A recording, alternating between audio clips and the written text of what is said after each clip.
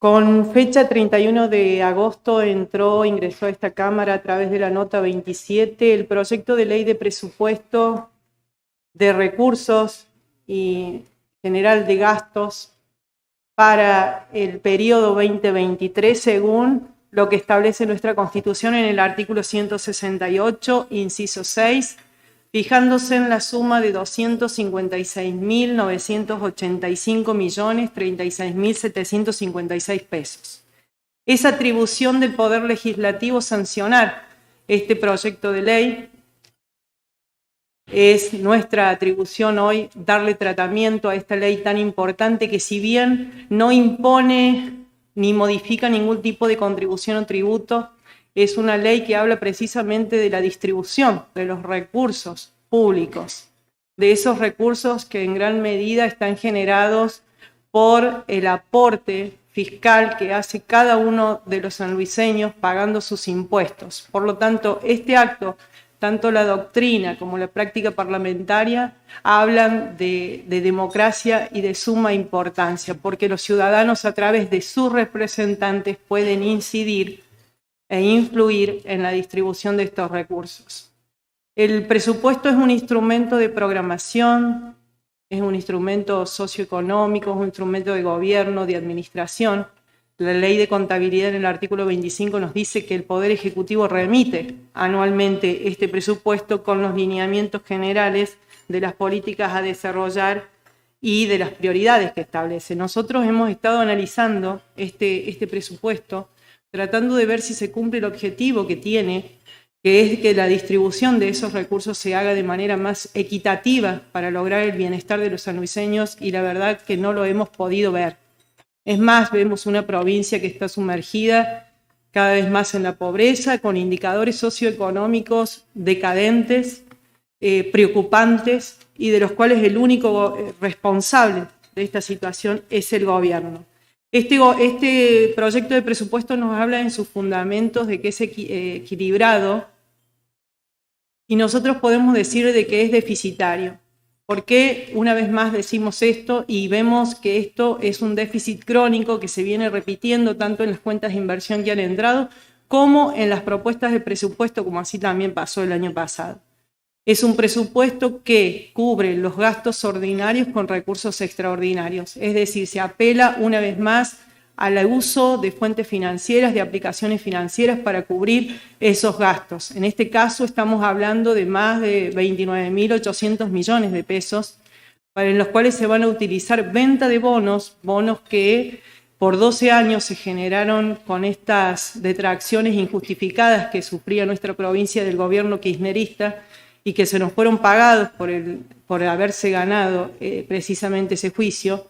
Ya el año pasado, en la cuenta de inversión que ha entrado en junio, pudimos ver que se ha utilizado casi la mitad de esos bonos, y ahora nuevamente vemos que se va a hacer el mismo uso. Se habla de crecimiento de más del 111%. Quiero decirles que hay un error en cuanto a conceptualizar lo que es el crecimiento.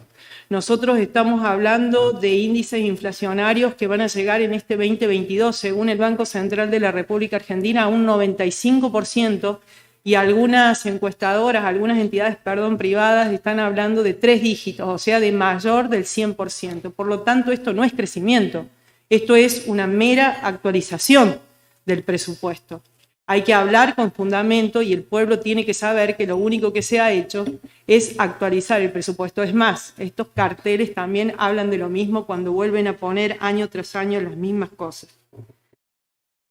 Debemos considerar que la provincia también ha recibido mayor aporte en concepto de transferencias, mayor aún que el índice inflacionario.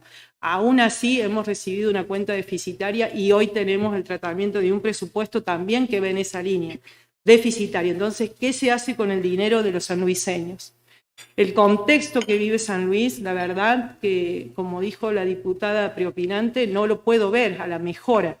No puedo ver que el índice de desocupación en realidad de nuestra provincia tiene una proyección para este segundo semestre del 3,6%.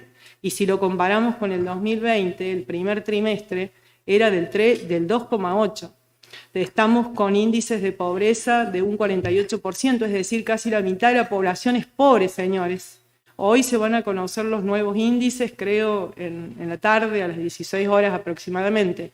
Estamos hablando de un 6% de indigencia. Entonces, ¿de qué mejora nos habla? Yo creo que este fracaso que vivimos y del cual somos rehenes, se busca reeditar con este presupuesto y seguir, digamos, con el mismo modelo de pobreza y de desesperanza que ya nos tiene acostumbrado este gobierno. Con respecto a los gastos corrientes nos dicen que es del 51%. Quiero decirles, señores, que cuando miramos la clasificación de los gastos de capital, también vemos gastos que están mal clasificados. Por ejemplo, voy a citar uno para ser breve, porque si no, no me va a alcanzar el tiempo. El gasto de combustibles, que es un bien de consumo y está clasificado como bien de capital y es un gasto corriente. No obstante esto, o sumado a esto, podemos hablar de que la suspensión de la cláusula del inciso del artículo 2 de la Ley Permanente de Presupuesto era una cláusula que se refería al presupuesto anual 2021 y a su anexo plurianual 2021-2023. Por lo tanto, no estaría vigente. Esto también ya lo hemos mencionado en otras alocuciones. Respecto de las obras, este presupuesto se jacta también, o el oficialismo se jacta de decir que hay muchas obras. Quiero decirles que a partir del 2018 se ha subejecutado obras públicas e infraestructura. Todo el tiempo hemos visto que no se han realizado las obras, por lo tanto, estas obras vienen presupuestándose año tras año, la misma. Puedo decir un ejemplo de mi departamento, después los diputados seguramente también podrán hablar de esto. El colector industrial y la planta de tratamiento, Villa Mercedes. Ese es uno de los ejemplos que quiero citar para ser escueta en este tema. Pero también voy a informar de que cuando recibimos la cuenta de inversión vimos un presupuesto que había crecido en un 70% de su propuesta original. Pero en el caso de las obras públicas y de la infraestructura vimos que no solamente no creció, sino que esos casi 11.000 millones solamente se ejecutaron 7.000 millones. O sea, estamos hablando de una subejecución. Eso para que le quede claro a todos los que están escuchando. Este presupuesto nos habla de que se gasta un 60% en salud, seguridad y educación. Salud representan en este presupuesto un 18%, salud un 18%, seguridad un 9% y educación un 33%. Pero vuelvo a decir lo mismo, tanto salud como seguridad han tenido un crecimiento del 94% y del 106%, es decir, escasamente alcanzan a cubrir el índice inflacionario. Y es más, la inversión en estas dos áreas es la peor en los últimos 3 años. En educación tenemos un 33%, pero quiero decir que en educación se engloba el Ministerio de Educación, Ciencia y Técnica, Secretaría de Cultura e Infraestructura. La Secretaría de Cultura, dentro de estas áreas, es la que más creció respecto del año pasado, en más de un 300%. Ahí están los festivales, el club social, los recitales. Creo que es muy importante apoyar a la cultura. De hecho, soy una defensora de la cultura en todas sus expresiones, pero creo que hoy es prioritario gastar en lo que realmente necesitamos, que es en la educación propiamente dicha, es decir, que nuestra calidad educativa vuelva a subir, que no tengamos la deserción escolar que tenemos actualmente y que la infraestructura de nuestras escuelas esté en condiciones. Las prioridades y los gastos superfluos. Las prioridades que tiene el gobierno escapan y están muy distantes de lo que son las necesidades del pueblo. Tenemos 1.280 millones previstos de pauta publicitaria, sabemos que van a ser más. Tenemos 350 millones de gastos reservados, ya que el ministro de Hacienda no me pudo especificar cuántos van a ser. Eso es lo que nosotros entendemos.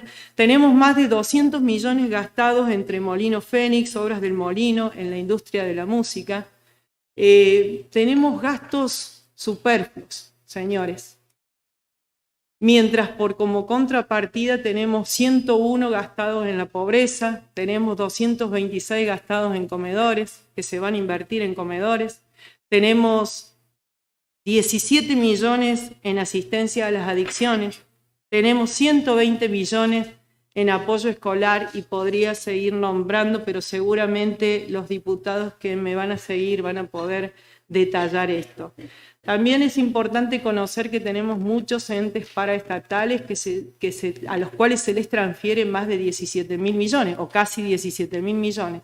Quiero decir que estos entes escapan o tienen controles más laxos, controles, digamos, que son diferentes a los controles de la administración central. Es decir, escapan a los procedimientos de control y de contratación los cuales tiene la administración central. Eso también es importante para ver y para analizar el deterioro que están teniendo las finanzas públicas en nuestra provincia.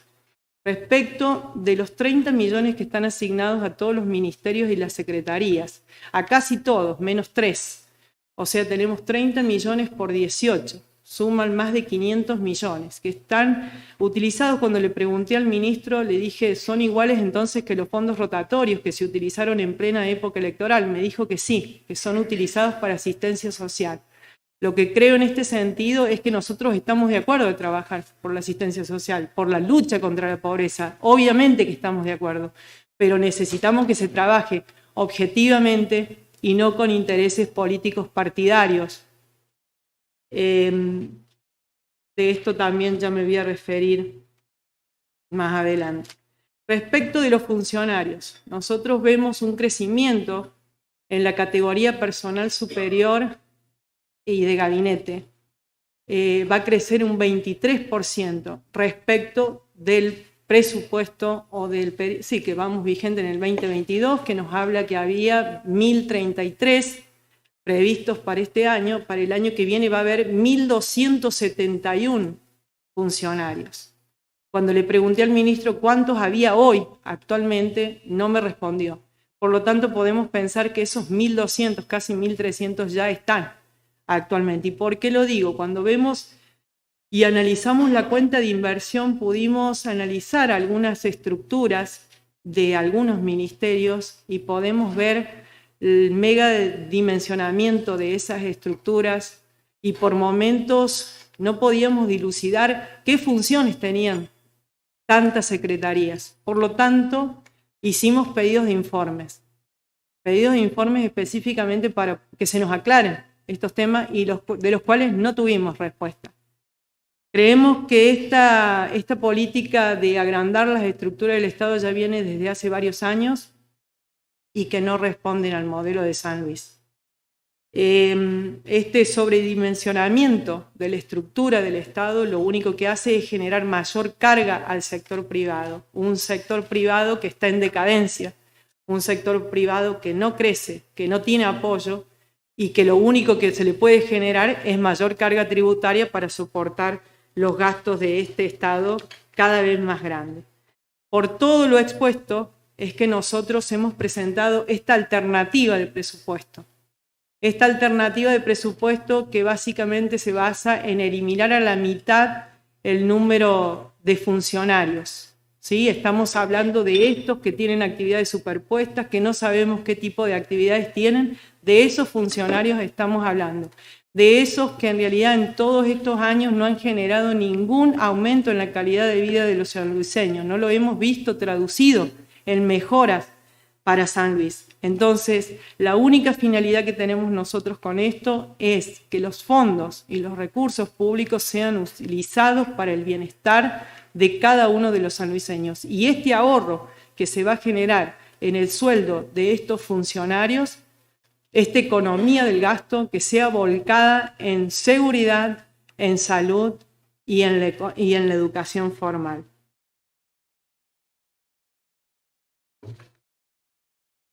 Hemos incorporado además el artículo número 15. En base a la experiencia que hemos vivido en el 2017 y 2021, hemos querido incorporar este artículo que para muchos puede sonar hasta disparatado. Puede sonar así, porque esto está legislado en el Código Nacional Electoral, los delitos y las vedas. Pero nosotros hemos decidido incorporarlo por la experiencia vivida, por un fallo que también hace pocos días ha ratificado estos hechos, y queremos que los fondos públicos realmente no sean utilizados proselitistamente, sino que realmente haya asistencia social desde el minuto cero en que comencemos a transitar este año 2023. Tiempo cumplido, diputada. Sí, cierro diciendo que el Parlamento es el órgano más democrático y pluralista, es el ámbito en donde debemos dar debate, y también que nosotros como representantes del pueblo tenemos la obligación de defender los recursos de los sanluiseños y que sean utilizados para su beneficio, y no que sigamos con este modelo que nos lleva a mayor pobreza, falta de trabajo, desesperanza y falta de educación. Nosotros no nos vamos a callar, señores, vamos a trabajar por el futuro que nos merecemos y no vamos a acompañar el proyecto de presupuesto de ustedes, sí vamos a acompañar si introducen todos nuestros artículos en ese proyecto, porque es una propuesta de presupuesto la que estamos haciendo. Nada más, señor presidente. Gracias, diputada.